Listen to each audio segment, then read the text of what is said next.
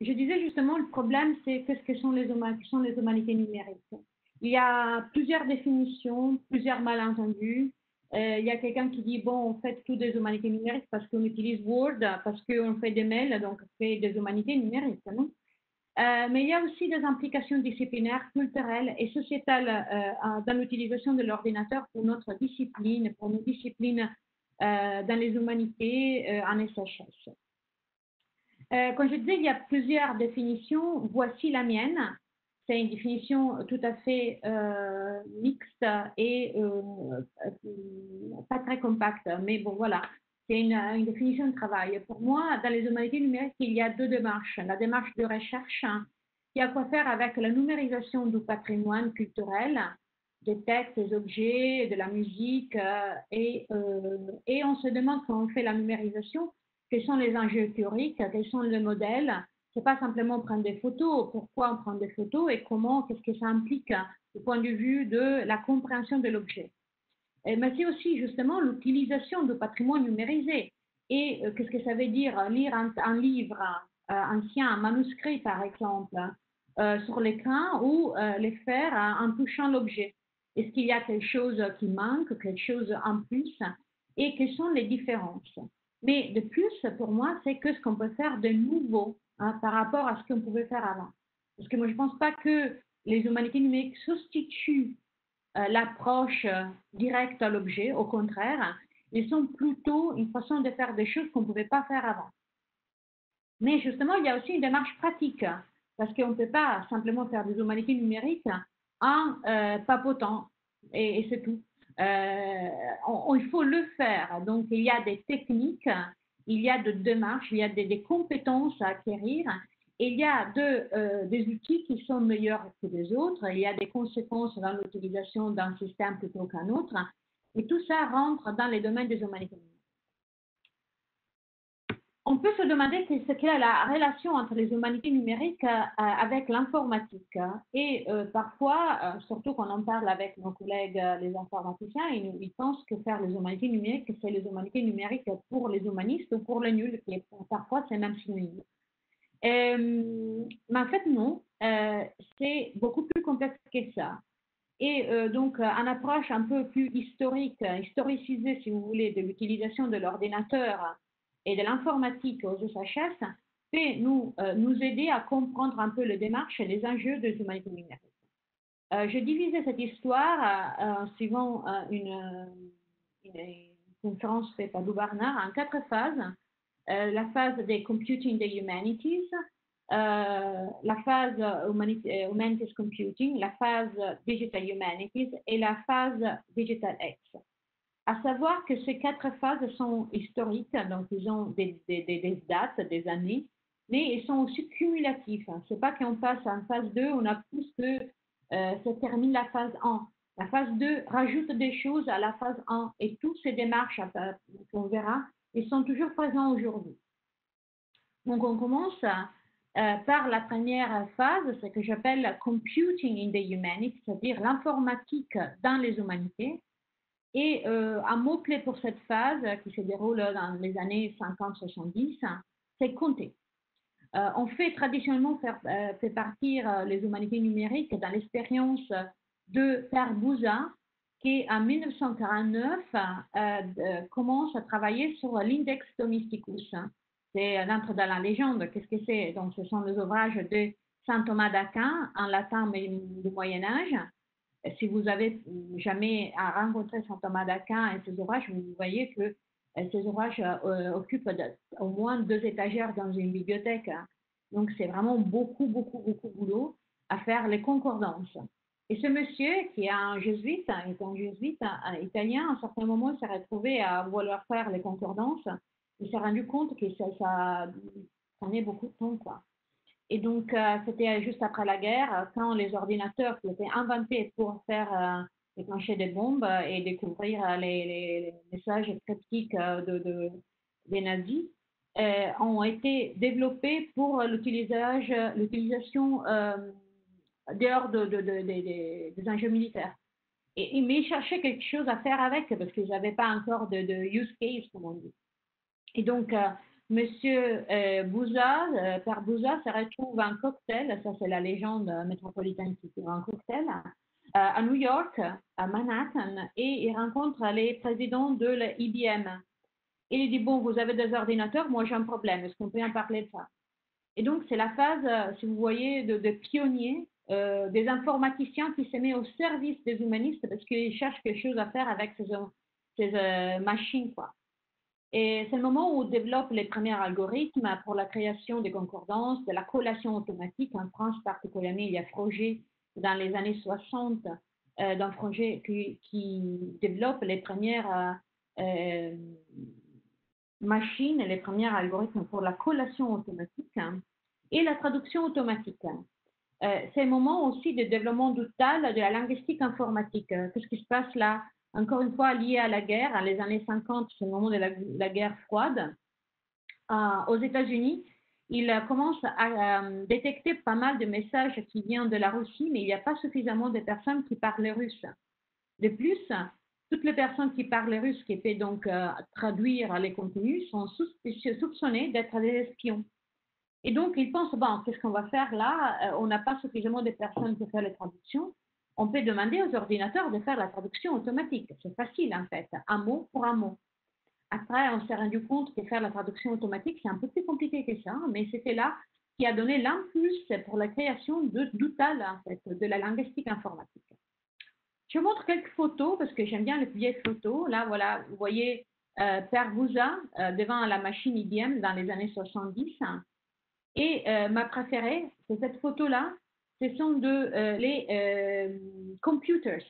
Donc, les femmes à Milan, en Italie, qui sont en train de faire à l'ordinateur avec des fiches perforées les concordances de Saint Thomas d'Aquin.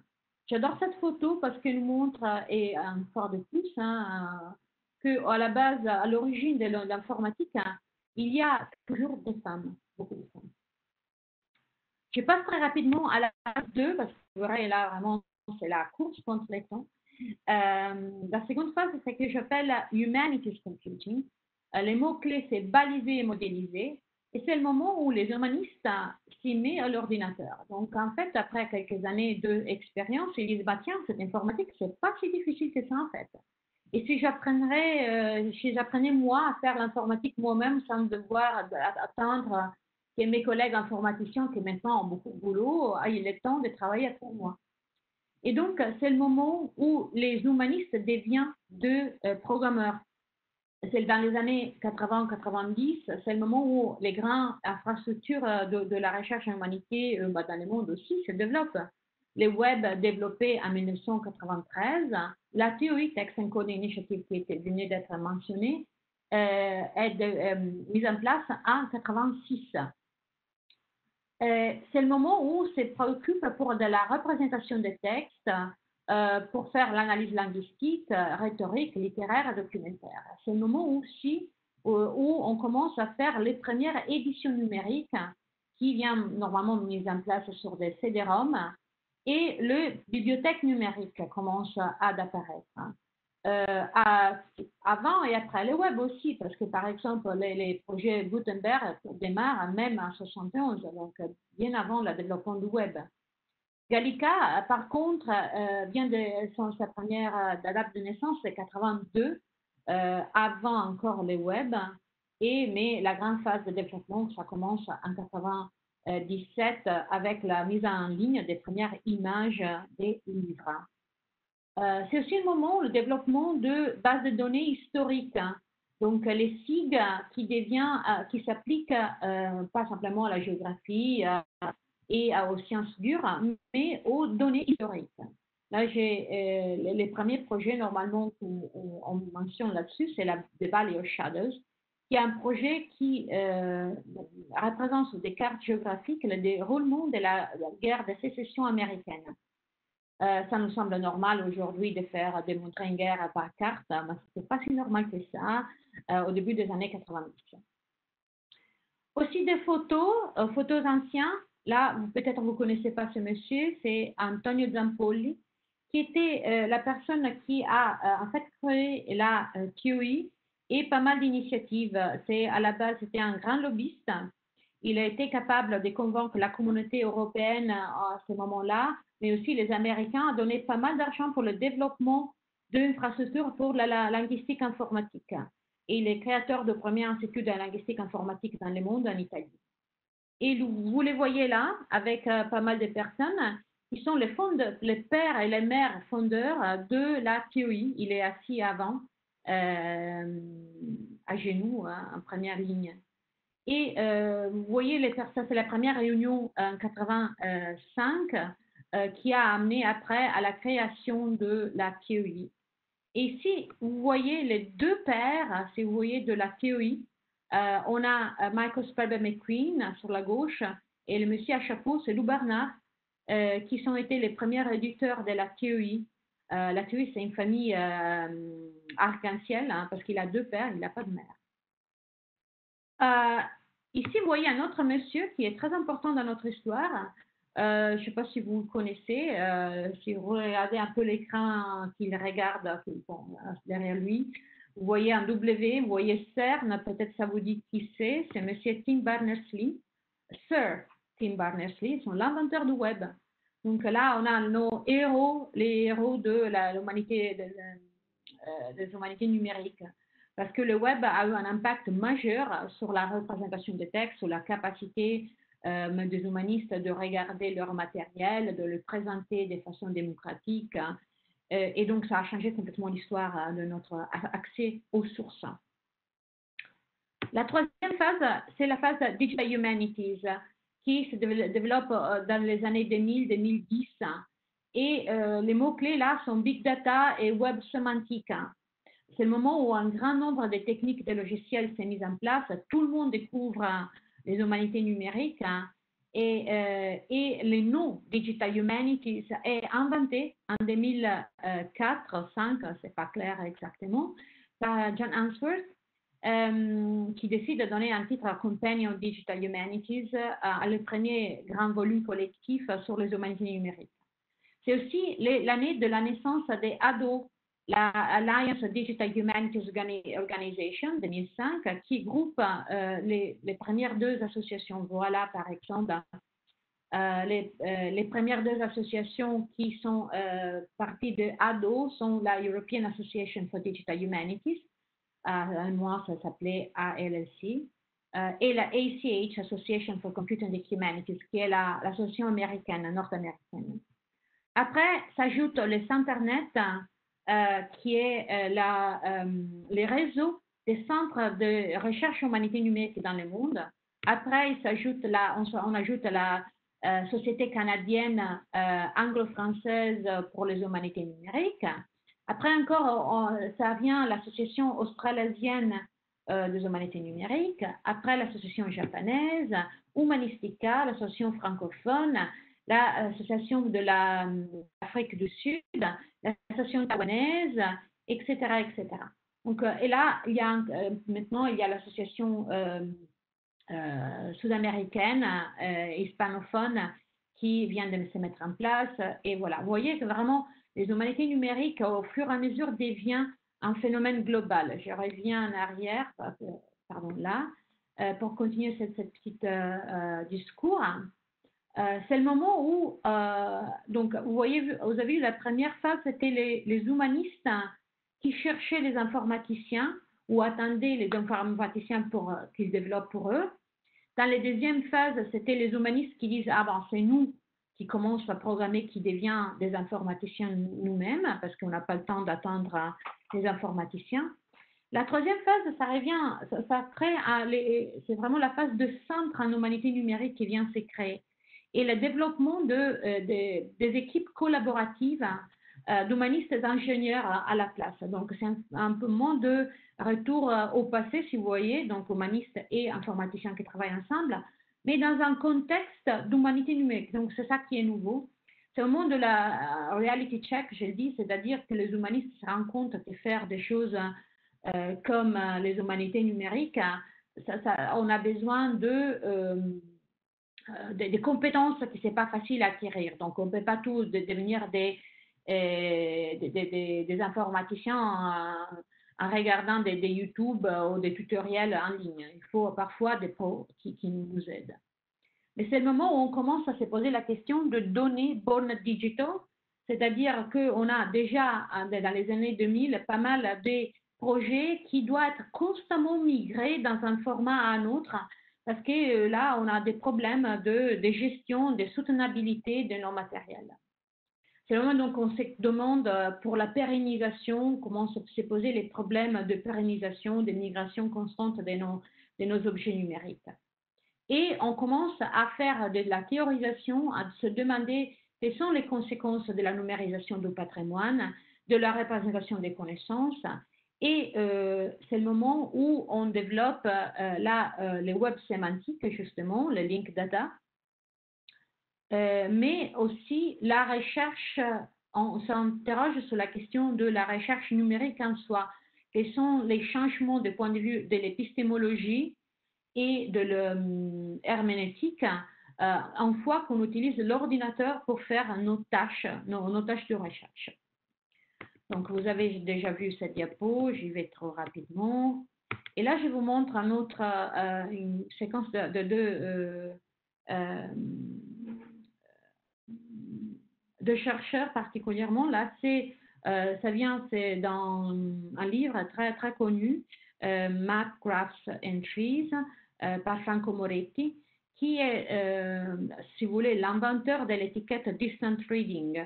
Donc, l'idée d'utiliser l'ordinateur pour lire à la distance des quantités et quantités de livres. En fait, là, il y a un article très important. Qu'est-ce qu'on fait avec 1 million de livres? What we do with a million books? Parce qu'on se retrouve dans les années 2000 que la numérisation a porté d'avoir à disposition 1 million de livres. On n'a jamais eu la possibilité de gérer à la fois autant d'informations. Qu'est-ce qu'on peut faire qu'on ne pouvait pas faire avant? Et donc là, toutes les techniques de stylométrie, de data mining, la fouille des données, qui s'applique à la littérature et qui devient une nouvelle démarche d'approche aux données textuelles. Et là, je vous montre une autre photo, peut-être que vous ne connaissez pas, c'est ce que j'appelle The Joker-Swofford Affair. Donc, une petite histoire. Vous voyez sur la gauche Matthew Jokers, un chercheur collaborateur de Moretti à Stanford, qui est passé après au Nebraska, et là je ne me rappelle plus où il est en ce moment-là. Un professeur qui, il y a quelques années, 3 années, il publie un blog post en disant qu'il a trouvé un algorithme pour l'analyse des sentiments, donc sentiment analysis. Donc, il est capable, avec cet algorithme, de détecter si un roman est triste ou heureux. Quels sont les... Justement, j'ai simplifié, évidemment. Ce blog était repris, publié, cette nouvelle, sur Wired, il a eu un entretien au New York Times. Donc, il a eu vraiment un grand impact sur les médias, un entretien à la télé, on comprend les sentiments de livres, tout ça. Bref, quelques jours après, ces articles sont sortis. Annie Swofford, qui vous voyez sur la droite, étudiante de doctorat première année en littérature anglaise, télécharge tous les algorithmes en open source mis à disposition par Matthew Jokes et teste. Ça ne marche pas.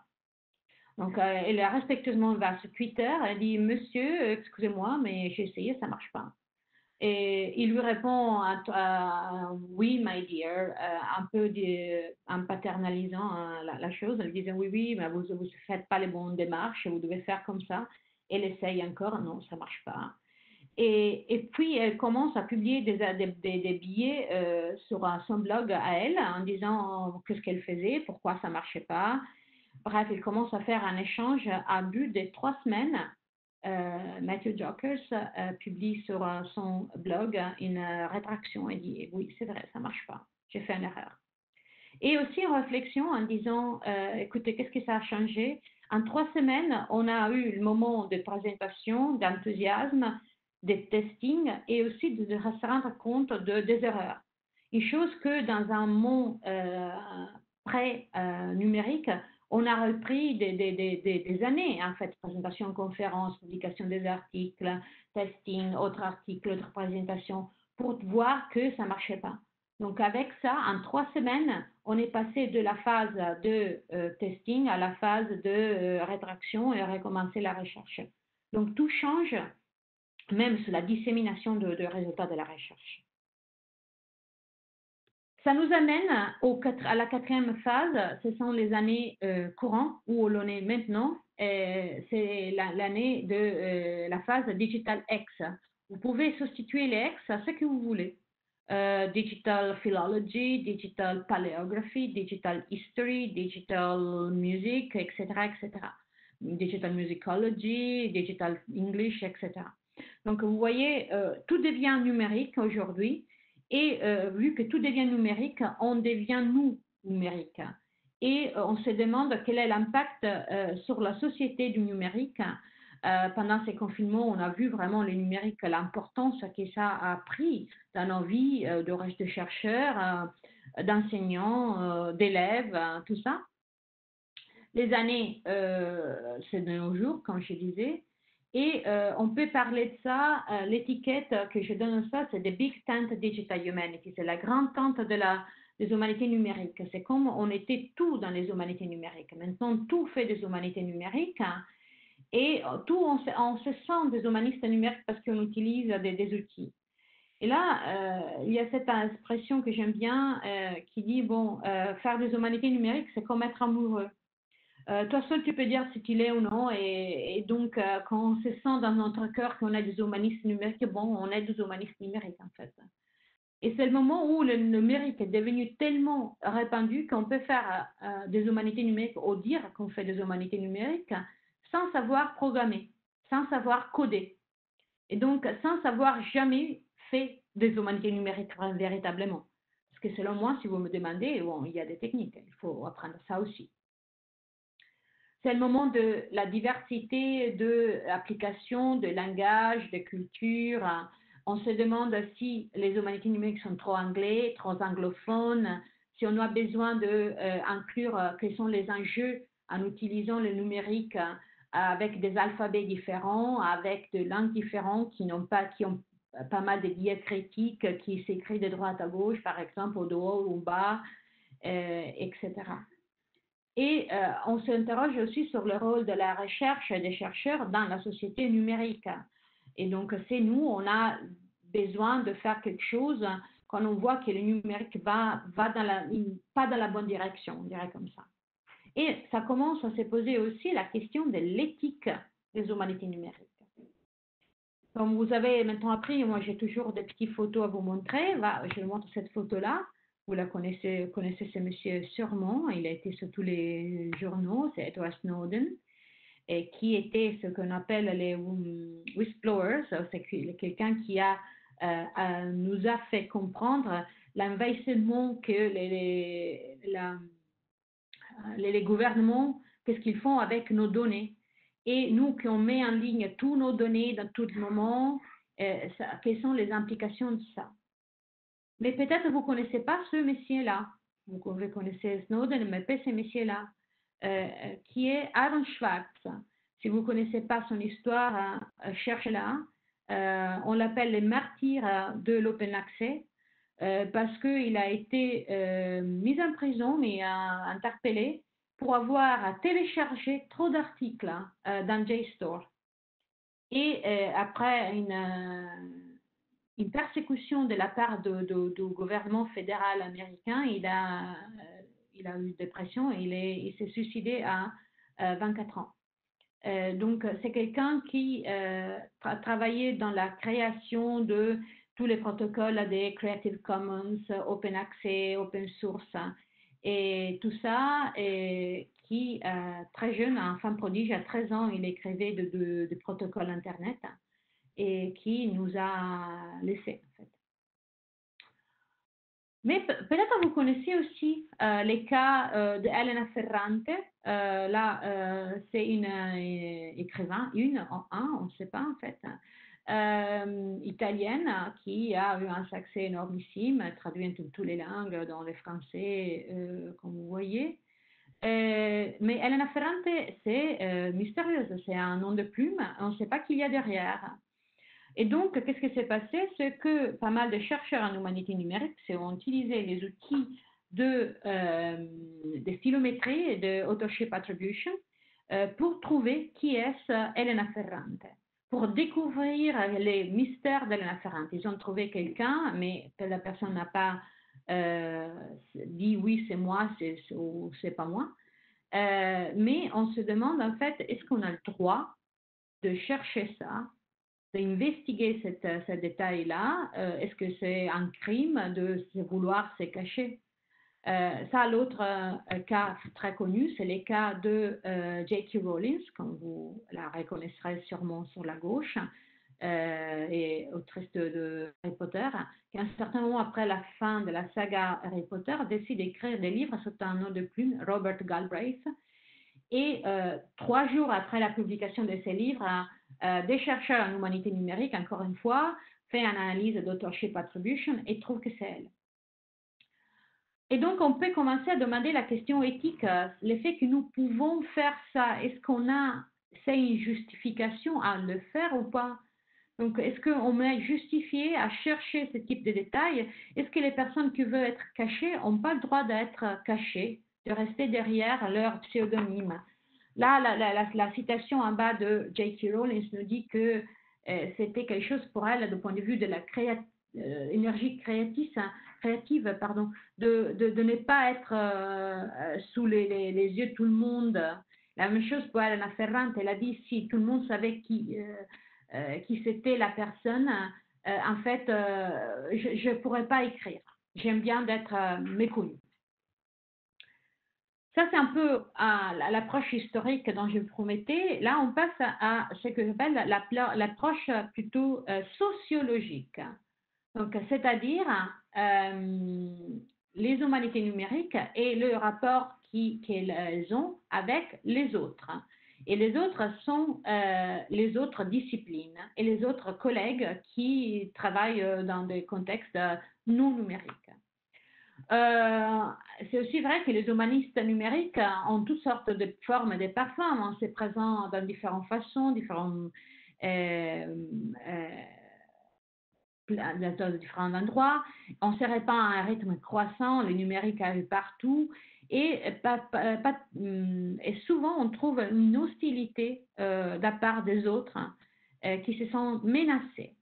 Et donc, c'est quelque chose qui est, les humanités numériques sont vues parfois comme un virus dangereux ou parfois comme quelque chose qui est une contribution indispensable à la société numérique, etc., etc. Donc, qu'est-ce qu'est la relation des humanités numériques par rapport aux autres? Et là, il y a pas mal de citations des collègues qui ont réfléchi là-dessus. Par exemple, là, ce sont deux réflexions par un archéologue, Jeremy Haggett, qui parle de vu que les humanités numériques sont difficiles à être définies, ils n'ont pas une définition unique, c'est difficile de comprendre leur relation avec les autres. C'est la première chose. Et de point de vue des disciplines plutôt traditionnelles, on est vu comme des monstres, des monstres qui prennent tout l'argent, qui prennent toute l'attention des institutions. Les présidents de l'université nous adorent, mais les collègues pas beaucoup. Donc, il était un peu problématique. Une autre chose, on peut se demander si les humanités numériques sont un mouvement de modernisation des humanités ou se porteront à la création de nouvelles disciplines comme la philologie numérique, l'histoire numérique, la musicologie numérique, la philosophie numérique, comme ils ont créé en fait la linguistique informatique. Est-ce que ça est les parcours que toutes les disciplines suivront? Parlant de difficultés des relations, il y a Matthew Kirschenbaum, un chercheur de l'Université de Maryland, qui a fait une recherche des opinions qui sont sorties sur les journaux, sur les revues des humanités numériques, et fait la liste de toutes les choses qui est terribles qu'ils disent à propos des humanités numériques. Le titre est What is Digital Humanities and Why are they saying such terrible things about it? Un article 2014. Donc, par exemple, il dit qu'ils sont la Silicon Valley des humanités, digital humanities appeals to those in search of an oasis from concern of race, class, gender, and sexuality. Digital humanities does not inhale, or digital humanities is something separate from the rest of the humanities. Donc, il y a toute une série de questions, et ça vient du monde américain, mais en France, on a notre dose aussi des critiques très, très fortes, très formidables. Là, par exemple, c'est un article qui a été publié en 2019, comme vous voyez, par Eric Guichard de l'INSIB, qui dit les humanités numériques n'existent pas et fait une comparaison entre les humanités numériques et le réchauffement global ou les migrants qui meurent dans la Méditerranée noyés pour dire que nous, on a les mêmes effets sur la planète, on va détruire tout ça. Et donc, vous voyez, avec une vision plutôt catastrophique de ce que ce sont les humanités numériques. Bon, pour comprendre un peu, quand je dis l'approche sociologique, on va s'occuper maintenant de leur environnement.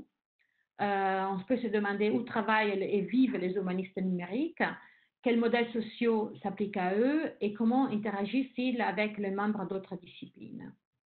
Pour comprendre ça, j'ai fait une analyse un peu de leur modèle et j'ai individué en deux modèles sociaux que j'appelle historiques. C'est le modèle du loup solitaire et le modèle de la meute qui se trouve dans un environnement hostile ou indifférent. On va voir ces deux modèles historiques des humanistes numériques et par rapport aux autres, évidemment. Et après, on verra les modèles émergents. Donc, qui est le loup solitaire? Le loup solitaire vit dans un département ou une faculté d'anglais, de lettres, italien, théologie, ce que vous voulez. Le loup solitaire est ceux qui fait des humanités numériques dans son département, dans son labo, et entretient des relations compliquées avec ses collègues parce qu'il lui demande par exemple de charger les tonnerres de l'imprimante ou monter les derniers antivirus. Il pense quand même que sa recherche n'est pas très bonne parce que c'est simplement faire des sites, donc c'est pas de la véritable recherche, quoi. Ils sont jaloux en fait de l'attention qu'elle reçoit de l'administration pour le financement qu'elle reçoit. Et la conséquence, c'est que les loups solitaires se sentent très seuls et trouvent ses pairs en ligne ou à sein des réseaux internationaux et lors des conférences parce qu'ils se sentent très, très isolés. Les loups solitaires ont une relation compliquée avec la discipline mère. Donc, s'il est dans un labo de littérature, donc avec la littérature et les lettres. Parce qu'elle doit partager ses recherches entre publications dans les domaines d'origine et les humanités numériques. La recherche n'est pas correctement évaluée quand il cherche de faire un avancement des carrières, parce que les CNU ne reconnaissent pas les humanités numériques comme discipline, on le sait bien. Et leurs recherches et méthodologies sont ressenties comme étrangères par rapport aux collègues qui font une évaluation, même dans les courses, des comités de sélection, tout ça. Ça, c'est une expérience qui est commune dans les deux côtés de l'océan. C'est là d'Agrozide qui parle de Scholar Programmer, donc c'est ça l'étiquette qu'il utilise, qui trouve challenging de communiquer les valeurs de propre travail. Quelles sont les conséquences du loup solitaire de cette situation? Normalement, c'est parce que les loups solitaires quittent fréquemment l'institution pour rejoindre une meute où ils se sentent en compagnie, où il ignore ses collègues et construit sa carrière dans un espace virtuel. Donc, il fait une petite niche, il fait ses affaires, personne ne les parle. Ou les loups solitaires quittent les humanités numériques et se réintègrent dans sa discipline mère. Le second modèle, c'est le modèle de la meute. C'est le modèle où c'est les centres, le département d'humanité numérique, de culture numérique, nouveaux médias, vous nommez. Et c'est un groupe de personnes qui pensent de la même façon, qui ont la tendance à s'isoler du reste de l'institution. Donc, on crée un petit groupe. Nous, on fait les humanités numériques. Ce sont des modèles économiques, financiers différents par rapport aux autres groupements parce qu'ils sont plutôt basés sur pas mal de projets de recherche avec ce qu'on appelle les soft money. Donc, on a de l'argent pour faire des projets et on recrute des ingénieurs. Les projets se terminent. On doit faire un autre projet pour maintenir nos équipes. Donc, ça devient vraiment très compliqué. Et ils ont des profils différents. Ce sont des ingénieurs, des bibliothécaires, parfois des humanistes. Et il y a des personnes qui viennent de des disciplines complètement différentes qui se retrouvent ensemble. Leur discipline, la relation avec les autres, l'autre partie de l'institution, faculté, les autres labos est compliquée. Ils sont perçus parfois comme un service aux chercheurs d'autres facultés, départements, où ils sont vus dans l'indifférence, c'est-à-dire ils se rencontrent dans un rassemblement officiel, ils sont confondus avec le personnel de la DSI, ils ne savent pas la différence entre eux, ils ne comprennent pas. Il y a une incompréhension. Au moment où il y a une crise financière, c'est la première partie qui peut être éliminée parce qu'on ne comprend pas à quoi ça sert et on pense que ça coûte très cher en fait. Et par l'autre côté, au sein de ce centre, on développe une idée d'autosuffisance interne. C'est-à-dire, bon, il nous ne comprend pas, et donc nous, on reste entre nous, on parle entre nous, nous, on se comprend entre nous, on fait une petite île séparée des autres. Donc, il y a une isolation réciproque, en fait. Il y a un troisième modèle social émergent pour les humanités numériques, un nouveau modèle, on dirait, c'est ce que j'appelle celui des loups apprivoisés. Qu'est-ce que les modèles de loups apprivoisés On voit progressivement l'intégration des humanités numériques dans les programmes d'enseignement. Par exemple, on a des doubles certifications, des certificats, des mineurs, des masters qui se multiplient partout. Donc, en fait, pas mal de choses bougent en direction des humanités numériques. Il y a une présence croissante des humanités numériques dans des conférences disciplinaires. Là, je fais une petite liste. European Society of Texas Scholarship, Society of Texas Scholarship, Modern Language Association. Ce sont des associations internationaux dont la présence du numérique dans leurs conférences, congrès annuels est de plus en plus importante. Donc, de 1-2 interventions d'humanité numérique dans l'ISTS dans les années 2000-2005, là, on a la moitié des conférences sont sur des choses qui sont relatives aux humanités numériques. Mais on peut se demander s'il s'agit d'une intégration vraiment réelle et qu'est-ce que ça signifie en fait intégration. Il y a un autre article de Matthew Kirschenbaum qui était vraiment très important qui se demande what is digital humanities and what is doing English department. Donc on peut se demander que évidemment en English parce qu'il travaille dans la littérature anglaise, mais on peut se situer English avec n'importe quoi en fait. Et il se demande quels sont les modèles d'intégration dans les facultés des humanités numériques, donc dans les facultés normales, quel est l'impact et l'intégration des humanités numériques. Et là, on peut penser à ce modèle que je appelais les modèles bibliothèques et les modèles études de la Renaissance. Qu'est-ce qu'un modèle bibliothèque? C'est qu'elle a un endroit où on y va quand on a besoin de quelque chose et on y envoie les étudiants pour faire de recherche. On se plaint s'ils ferment, mais on ignore pour la plupart des cas comment ils fonctionnent, comment ils se maintiennent. C'est un service qu'ils nous font, mais on n'a pas vraiment beaucoup d'interaction avec eux. Le second, c'est le modèle étude de la Renaissance, dont je fais partie, justement. Ceux qui travaillent dans la Renaissance, normalement, sont insérés dans toutes sortes de départements, des labos, et ils font leurs recherches, ils vont à leurs conférences sur les études de la Renaissance, et ils rencontrent d'autres chercheurs sur la Renaissance qui sont interdisciplinaires, parce que la Renaissance est interdisciplinaire. Et ils participent quand même aux activités du corps professoral, enseignent dans le même étudiant que dans la licence normale. Donc, en fait, on a la double casquette.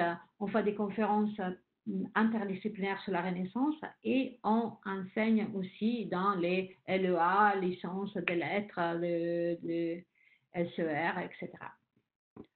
Dans les premiers cas, les DH en tant que service, c'est quelque chose qu'on a vu, c'est le premier sous-modèle en fait, comme quelque chose à service de la recherche véritable.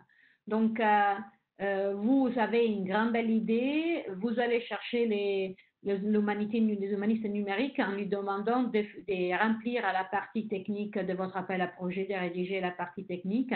Et quand vous avez l'argent, vous lui donnez les tâches de faire les sites, hein, des choses comme ça. Mais évidemment, c'est vous qui dirigez la danse, c'est qui vous dirigez le travail. Les services, ça veut dire ça. La véritable recherche, c'est vous et les humanistes numériques font les boulots pour vous. J'ai comparé ça aux bibliothèques en sachant vraiment que pour moi, travailler avec les bibliothèques, je travaille avec les bibliothèques en collaboration véritable depuis 20 ans. Quoi. Donc, c'est pas une façon de diminuer les valeurs des bibliothèques. C'était une petite parenthèse. Là, humanité numérique comme sous-discipline, les modèles Renaissance, si vous voulez, je les à la fois, encore une fois, divisés en 3 sous-modèles. Donc, qu'est-ce que ça veut dire humanité numérique comme sous-discipline? Comme étude de la Renaissance, c'est une étiquette en soi, donc l'histoire numérique, l'anglais numérique, etc. Comment on les voit se développer? Donc, il y a ce que j'appelle les modèles de fusion, les modèles antagonistes et les modèles graduels. On verra des exemples. Les modèles de fusion, c'est le modèle de l'archéologie. Donc, c'est-à-dire que l'archéologie aujourd'hui a une forte composante informatique au point que l'archéologie est numérique. Donc, il y a une citation que j'adore de Graham, qui est un grand chercheur en humanité numérique, qui dit "Might be that DH is really a branch of archaeology." Donc, il dit que les humanités numériques, c'est une sous-section de l'archéologie, en fait. Parce que dans l'archéologie, on utilise des outils numériques de base, c'est normal. Des SIG, on les fait normalement. C'est pas une question, on se demande est-ce qu'on va faire des humanités numériques? Tiens, non, c'est normal de faire ça. Et toute une série de photogrammétrie et des objets qu'on utilise tout le temps. Mais on pourrait se demander, la fusion, est-ce que c'est ça qu'on veut? Est-ce que qu'on veut que toutes nos disciplines deviennent normalement numériques? Les humanités numériques vont disparaître parce qu'il n'y a pas une raison d'exister en soi, parce que toutes les disciplines vont évoluer en incorporant des éléments du numérique. Donc les historiens feront aussi des choses numériques et des choses non numériques, c'est normal. On se demande plus qu'est-ce qu'est les humanités numériques. Est-ce que c'est une méthode? Ce sont des méthodes. Mais est-ce que c'est ça vraiment ce qu'on veut? Est-ce qu'il n'y a pas en fait dans les algorithmes, dans les modèles, dans la méthodologie, quelque chose en soi intéressant du point de vue de l'étude? Est-ce qu'il y a des potentiels de recherche spécifiques dans les méthodes computationnelles en tant que telles? Moi, je vois là, en fait, des surplus humanité numérique du point de vue disciplinaire. C'est aussi vrai que tous l'imagerie, la représentation de l'espace, on les retrouve en histoire, en archéologie, en littérature, on les trouve un peu partout en linguistique. Donc peut-être c'est quelque chose qui est transdisciplinaire plus que multidisciplinaire. Second modèle, c'est ce que j'appelle les modèles antagonistes. Donc, c'est le modèle de la linguistique contre la linguistique informatique. Là, je m'appuie sur un article publié par Karen Spark Jones en 2007, Computational Linguistics, What About the Linguistics? Elle est une des fondatrices, si vous voulez, de la linguistique informatique. Et ça, c'est son dernier article avant sa mort prématurée. Elle s'interroge dans cet article qui m'a vraiment frappée sur la question sur le fait que dans les revues traditionnelles de linguistique, il n'y a aucune trace des sujets de linguistique informatique et vice-versa. Et ça, c'est un fait, en fait. Et la demande qui est présentée au tout début, c'est « Does it matter ?» Est-ce qu'il y a un problème là-dessus ou simplement on peut s'en foutre de ça? Et en fait, elle dit à la fin que dans son analyse, qui est une analyse vraiment effrayante, je pense, que les deux disciplines, Computational Linguistics et Non-Computational Linguistics, comme elle l'appelle, ils sont séparés, ils n'ont pas besoin l'un de l'autre, et c'est confortant ça, mais peut-être arrogant. Mais en fait, elle dit c'est pas si intéressant que ça. Les linguistes pensent de savoir tous, mais nous, on sait mieux. Donc, vous voyez, il y a toute une série de questionnements de séparation et de manque de interaction parmi les deux. Donc, en fait, dans la linguistique informatique, non seulement ils sont devenus séparés, mais il y a vraiment pratiquement plus d'échanges parmi les deux. Et en fait, la linguistique informatique n'est pas les résultats des linguistes qui ont intégré l'informatique. Mais les linguistes ont été substitués par les informaticiens. Et en fait, si vous allez dans les grands labos des linguistiques informatiques, vous ne trouvez pas des linguistes, vous trouvez des informaticiens qui traitent la langue comme des données. Donc, en fait, qu'est-ce que on se demande si c'est ça un modèle pour les autres disciplines DH et si, en fait, les humanités vont disparaître et seront absorbées par l'informatique. Troisième modèle, c'est le modèle de la paléographie. La paléographie, les modèles graduels. Et là, j'ai pris une capture d'écran d'un projet qui s'appelle Digipal, qui, en 2010-14, ils ont décidé, au lieu de fournir une analyse informatique de l'écriture, ont décidé d'aider les chercheurs en paléographie traditionnelle en construisant, en préparant des outils pour soutien de leur travail, pour automatiser et améliorer le travail selon la façon de travailler des paléographes traditionnels. Avec un comité scientifique composé 50% de paléographes traditionnels. Ils sont abstenus de faire des choses comme l'H2R à ce moment-là pour essayer de rencontrer les besoins. Le résultat, c'est que la paléographie numérique aujourd'hui, après ça, est devenue quelque chose de très important, qui est respecté par la paléographie traditionnelle. Les paléographes numériques sont intégrés dans les comités internationaux de paléographie latine, par exemple, ce qui était impossible à penser il y a quelques années. Il y a énormément d'articles revus, etc. Mais aussi, ça a donné un impulse aux paléographes pour s'engager avec les H2R, par exemple, de ne pas les laisser faire simplement seulement aux informaticiens. Ce qui a donné, franchement, un impulse énormissime à le développement du H2R. Même questionnement sur l'édition numérique.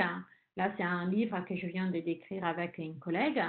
On s'est demandé ce que sont l'édition numérique, l'édition scientifique numérique, qui se trouve entre la philologie et l'informatique, entre la lettre et l'édition, entre les web et les papiers, et une réflexion sur la question de savoir-faire, sur les compétences et la différence entre numérique et computationnel.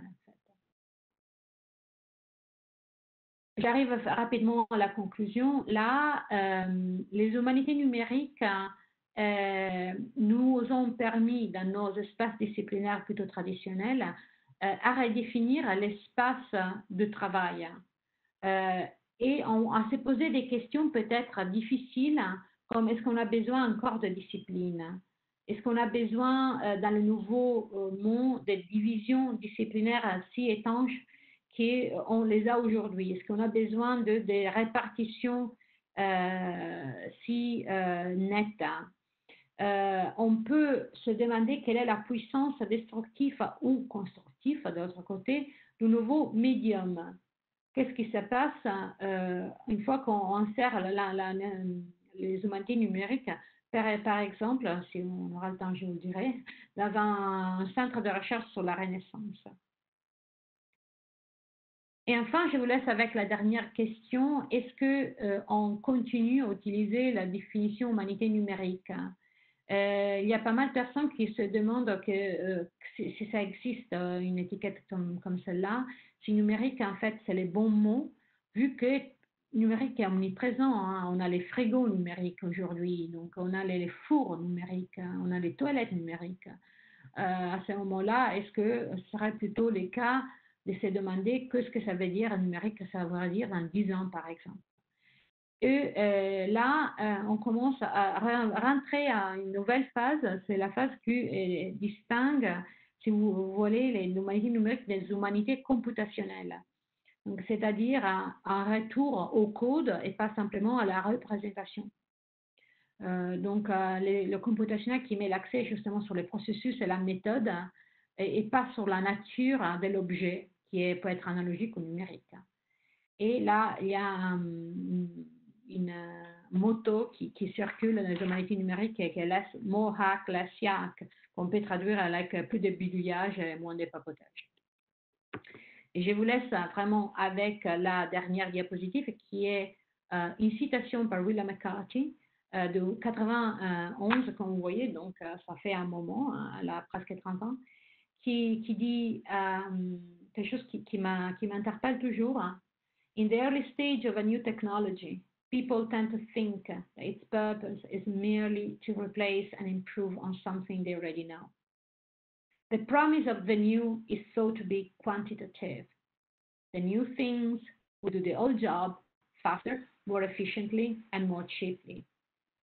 Tools, however, are perceptual agents. A new tool is not just a bigger lever and a more secure fulcrum, rather a new way of conceptualizing the world. Et c'est terminé. Merci.